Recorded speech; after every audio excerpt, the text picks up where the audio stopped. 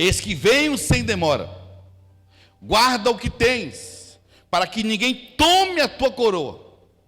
A quem vencer, eu farei coluna no templo do meu Deus, e dele nunca sairá. Escreverei sobre ele o nome do meu Deus, e o nome da cidade do meu Deus, a nova Jerusalém, que desce do céu do meu Deus, e também o meu novo nome. Quem tem ouvidos, ouça o que o Espírito diz às igrejas. Há muito questionamento. Muitas pessoas perguntam: qual a igreja certa? A igreja que usa brinco, que não usa brinco, que usa batom, que não usa batom. Qual a igreja certa? Qual é a igreja que é correta? Qual a igreja vai morar no céu? Uma coisa eu tenho certeza: a igreja correta é a igreja que zela pelos ensinos de Jesus.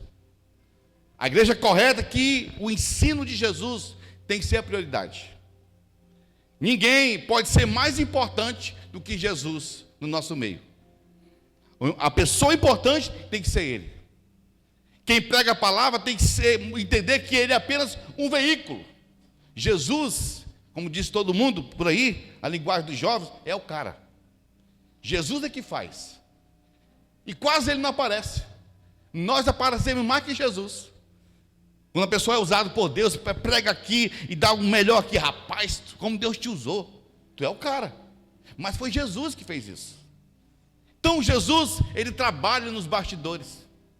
Mas nós temos que ter consciência: se eu estou vivo, é por causa de Jesus.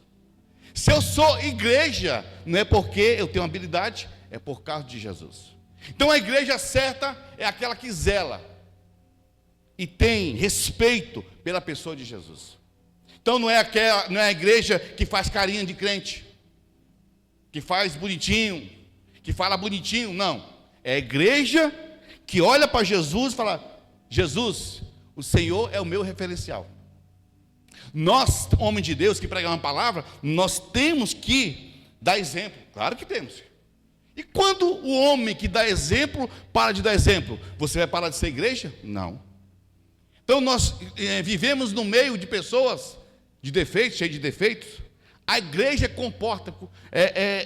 é formada por pessoas, cada um com um pensamento diferente. Mas isso não impede de eu ser igreja. Eu tenho meus pensamentos, mas os meus pensamentos, a minha ideia, não é mais importante do que a ideia de Jesus. E isso não impede, né, de eu como pessoa, ter relacionamento com outra pessoa que talvez entende e tem uma teologia diferenciada. Pastor, qual é a igreja? Como é que vai ser o final dos tempos? Será que nós somos pré-tribulacionistas? Pós? Irmãos, uma coisa eu sei: que Jesus vai voltar para buscar uma igreja. E se nós tivermos intertido com tanta discussão, quem fica discutindo sobre o que é certo e errado, e não praticar o que a palavra de Deus diz, vamos ficar chupando o dedo. Jesus volta, a igreja sobe, e se eu ficar nessa onda de ficar discutindo o que é certo e errado, que não traz edificação nenhuma, eu não vou subir nos ares com Jesus. Então a igreja tem que entender uma coisa: eu tenho que ser comprometida, uma igreja comprometida e uma igreja avivada. E o texto que nós lemos aqui é um texto que mostra uma igreja comprometida e avivada, uma igreja disponível, uma igreja que não fazia acepção de pessoas, uma igreja que não colocava a logística na frente da pessoa de Jesus. Claro que nós, como o irmão Liz pregou aqui, temos ar-condicionado, zelamos, e isso faz parte, e isso é importante. Estar num ambiente agradável para ouvir a palavra de Deus.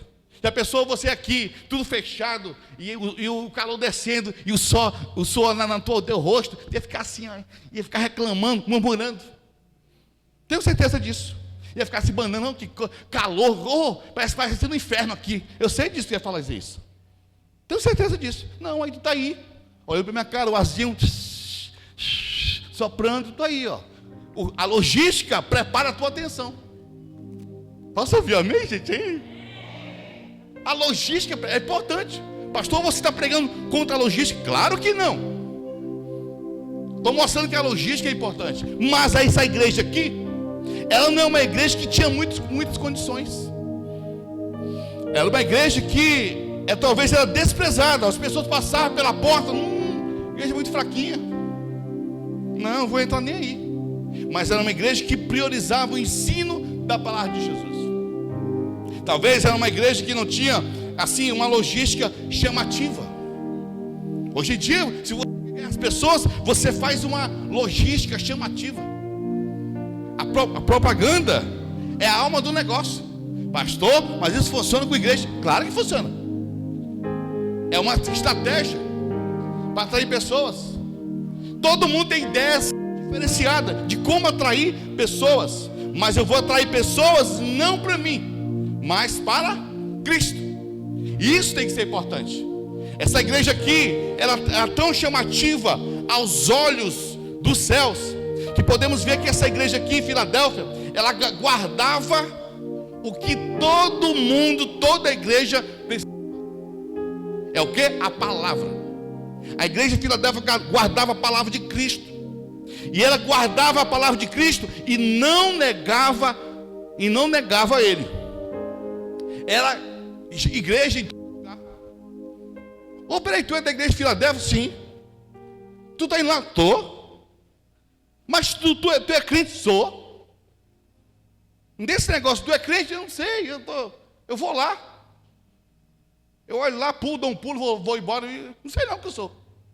Se eu sou do diabo, de Jesus, não sei. Nem sei o que eu sou. Não. Essa igreja aqui sabia o que era.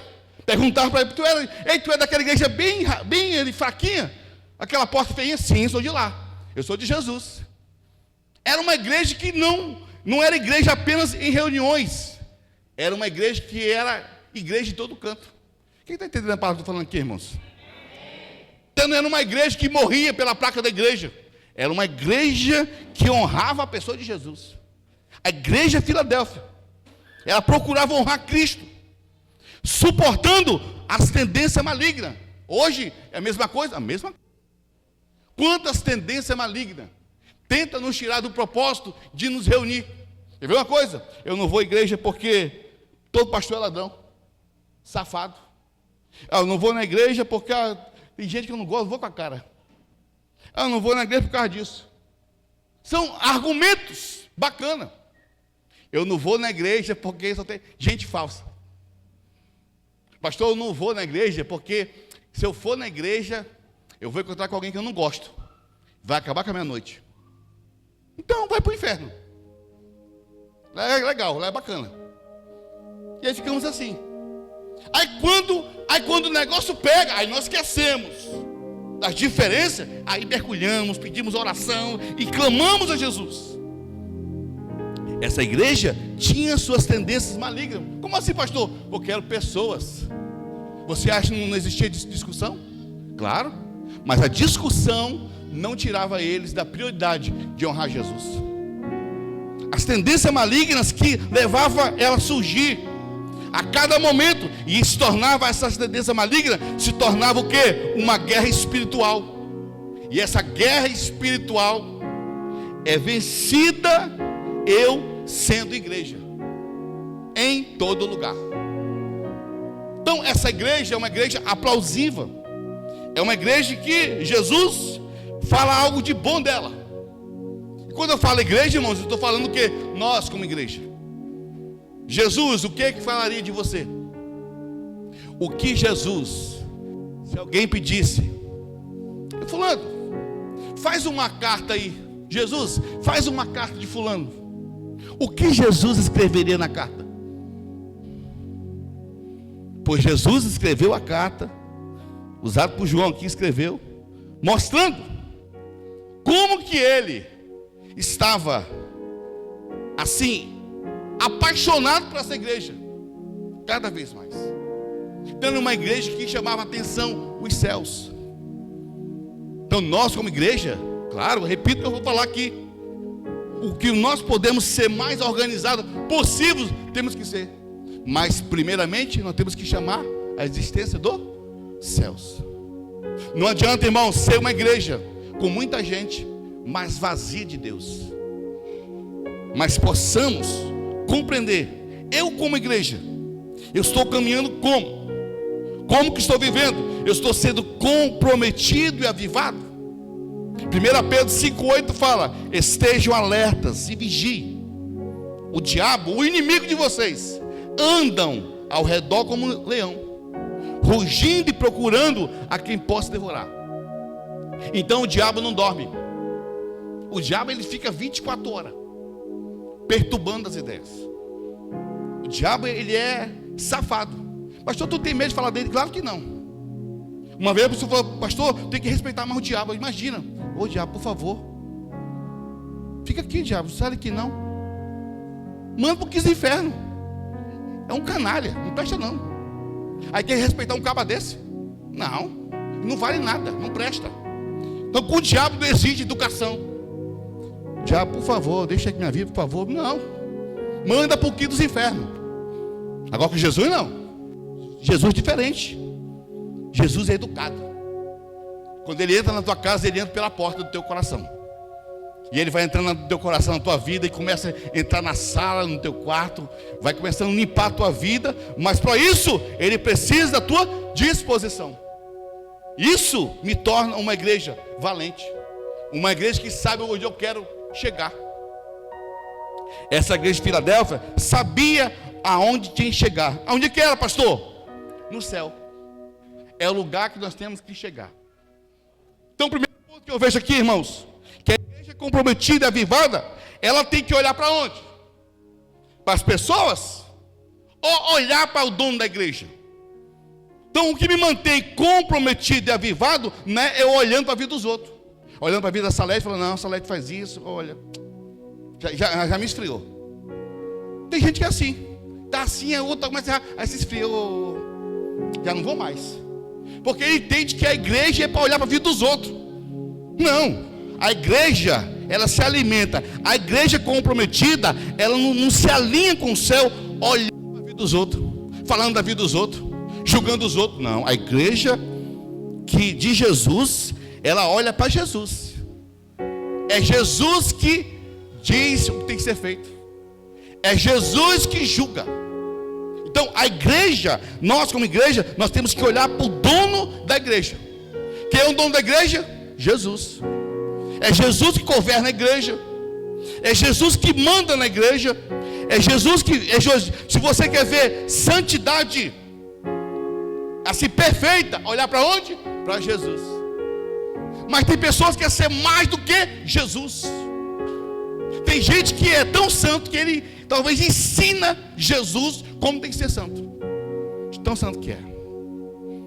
Mas quando nós, a igreja do Senhor, olha para Jesus, nós começamos a olhar que Ele é santo, que Ele é verdadeiro, que Ele tem a chave de Davi, que ninguém abre e ninguém fecha, que Ele está no controle de tudo. Esse é o nosso Jesus. Se você quer ter sucesso na tua vida espiritual, não olhe para a vida dos outros. Olhe para onde? Para Jesus. Venha para o culto para olhar para Jesus. Sai daqui olhando para Jesus.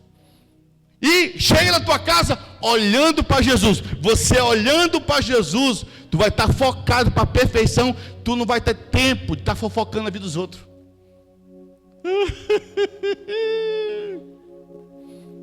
É muito engraçado essas coisas.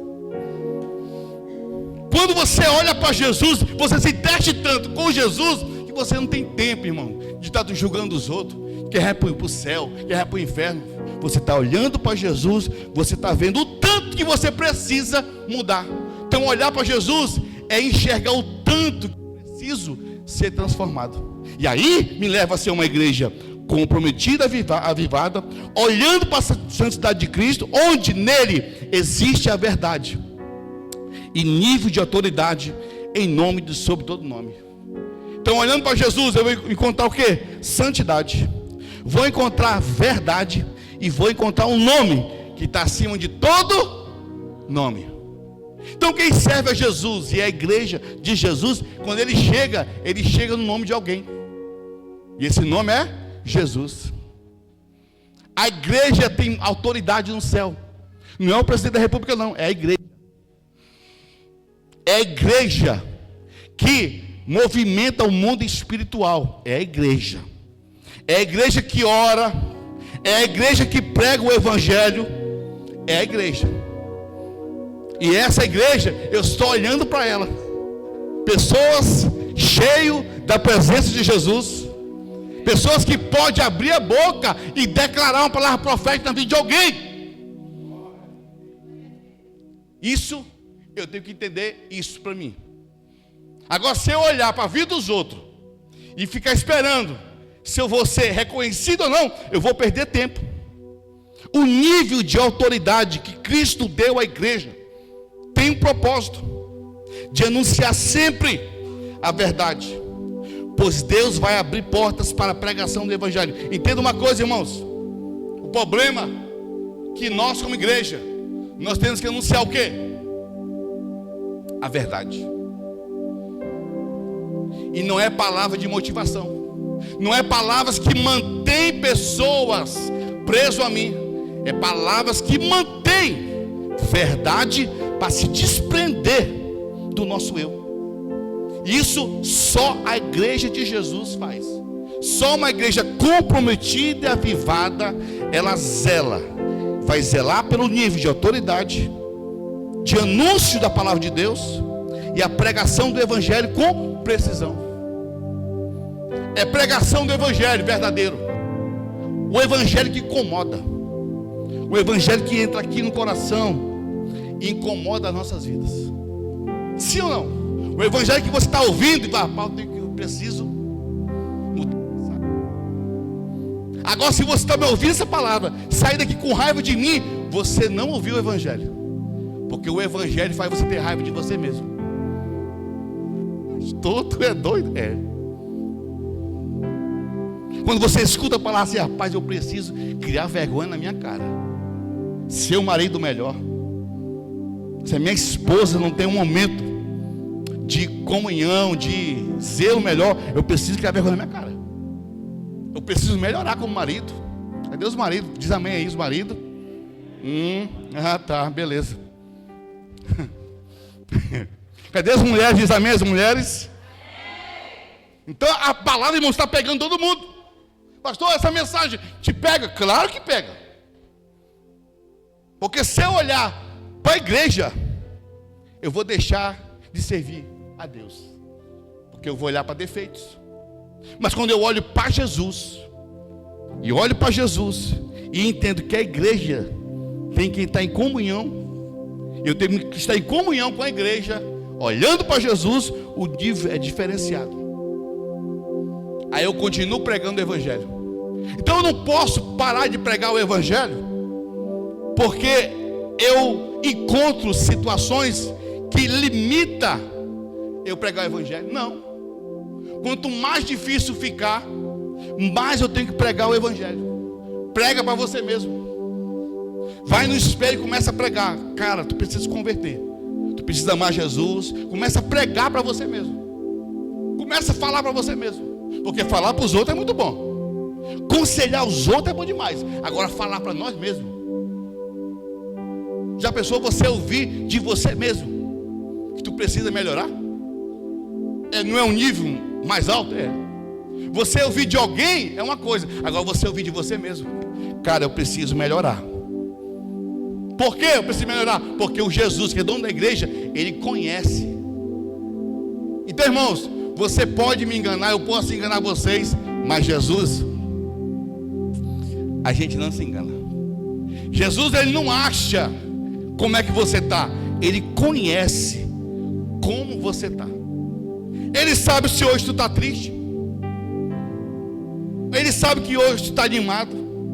Ele sabe o tanto de dinheiro que tem no teu bolso aí. Ele sabe tudo. Ele sabe quanto fio de cabelo tem na tua cabeça. Conhece tudo. Então o Jesus que eu sirvo, ele não acha que me conhece. O Jesus que eu sirvo, ele conhece os meus passos. Conhece tudo. Quem fala? Ai, faz, ai. Eu for definir aqui quem falou mais alto, eu não sei quem foi que falou, mas Jesus sabe. No meio de uma multidão, você levanta a mão. Gente fedendo para chuchu no meio de um show. Jesus sabe quem tu é. Olha lá meu filho, rapaz, perdido. Tadinho dele. Tem que resgatar esse menino. Jesus sabe. É nós que limitamos, queremos limitar Jesus. O versículo 8 fala: conheço as tuas obras. As tuas obras eu conheço. Eis que diante de ti pus uma porta aberta. Ninguém pode fechar. Tendo pouca força, ou seja, nós temos pouca força. Ninguém aqui é super-homem. Todos nós temos limitações. Você sente cansaço, você tem raiva, você tem estresse. Então nós temos as nossas deficiências. Olha só, Jesus está dizendo: olha, conheça as tuas obras. Eu coloquei uma porta aberta. Ninguém pode fechar. Mesmo assim eu sei que tu tem pouca força. Por ter pouca força, guardaste a minha palavra. Por guardar a minha palavra, não negaste o meu nome. Essa é a igreja de Jesus. Tem dia que você vem para o culto, só Jesus na causa. Sim ou não, gente? Você já sai pensando o cabelo assim já enraivado da vida. Chega aqui, se o irmão olhar de olho de canto, já é motivo para você já sair no tapa. Aí Jesus vai dizendo: olha, todo esse estresse, toda essa dificuldade, o que sara é o quê? Guardar minha palavra. Não é na Netflix não é dorama. Ah, pastor, achei que é aquele filme de amor, que ele vem olhando para a menina assim, ele olha, faz assim, ai, que ele é tão assim fofo. Não, isso aí não vai resolver nada. Isso é filme, tá? Negócio de olhar assim, olhou assim, já amou. Ai, coisa linda. Isso é filme, isso aí. Vida real não. É paulada, é estresse. Isso é vida real. Isso é vida real. Pastor, mas peraí, vida real assim? Vida real assim. De vez em quando o camarada falha contigo. Como é que eu vou? Eu estou ferido, o que eu faço, pastor? Guarda a palavra de Deus. O único remédio é guardar a palavra de Deus. Guardaste a minha palavra? Quem guarda a palavra, irmãos, ele jamais vai negar o nome de Jesus. Quando eu era de gangue, eu estava na peia, o pau estava com medo, o cara falava assim: fala quem é a gangue maior. Eu falei: não, a gangue é a minha. E o pau comendo, pá. Até gangueiro é mais fiel que Jesus, mais fiel que muito crente. O cara está na peia, mas ele não nega. Ele diz que a gangue dele é maior do que todo mundo. É coisa de doido isso aí. Às vezes nós temos que aprender mais com os ímpios do que com o próprio cristão. E aí Jesus está mostrando aqui: olha, vocês não negaste meu nome. Por mais situação está surgindo, mas não negaste meu nome. A igreja comprometida, avivada, vai ter o amor contínuo. Irmãos, amar Jesus tem que ser contínuo, não momento. Não tem negócio: eu amo hoje Jesus, amanhã eu não amo. Não, é um amor contínuo. Por que o amor contínuo? Esse amor contínuo trabalha o meu coração para estar ciente que as pessoas que não enxergam a oportunidade de amar Jesus através da minha vida vão entender o propósito de amar Jesus, porque eu estou amando Jesus. Então, desse negócio de minha boca é amar Jesus hoje, amanhã amar Jesus. Mas amanhã, pastor, estou com pouco dinheiro. Amar Jesus. Pastor, amanhã eu estou nadando no dinheiro. E aí? Amar Jesus. Quem ama Jesus, as coisas boas daqui e coisas ruins daqui não tira ele do propósito. Porque